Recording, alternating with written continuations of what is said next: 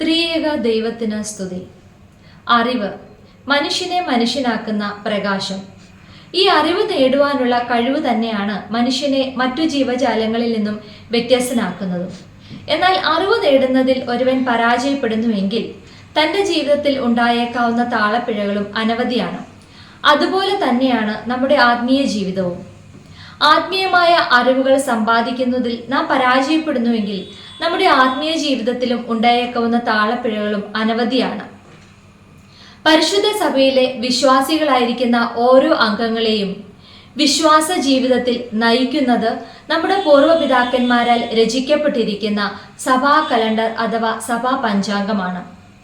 വിശുദ്ധ സഭയിൽ വേദപുസ്തകത്തെയും കൂദാശകളെയും സഭാചരിത്രത്തെയും അടിസ്ഥാനമാക്കി അനവധി ബൈബിൾ ക്വിസ് കോമ്പറ്റീഷനുകൾ നടന്നു വരുന്നത് കാണാറുണ്ട്.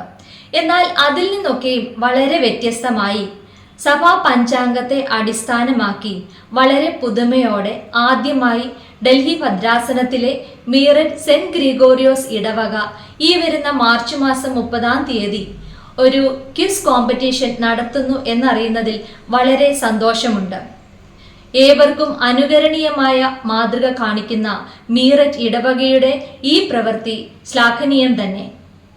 ഈ ഉദ്യമത്തിൽ നേതൃത്വം നൽകുന്ന ഇടവക വികാരി ബഹുമാനപ്പെട്ട ജോൺസൺ ഐ പച്ചനെയും അച്ഛനോടൊപ്പം പ്രവർത്തിക്കുന്ന ഇടവകയിലെ ഓരോ വിശ്വാസികളെയും അഭിനന്ദിക്കുകയും ആശംസകൾ അറിയിക്കുകയും ചെയ്യുന്നതോടൊപ്പം ഈ ക്വിസ് കോമ്പറ്റീഷനിൽ പങ്കെടുക്കുവാനായി തയ്യാറെടുക്കുന്ന ഓരോ വിശ്വാസികൾക്കും എല്ലാവിധമായ മംഗളാശംസകളും വിജയങ്ങളും ആശംസിച്ചുകൊണ്ട് നിർത്തുന്നു.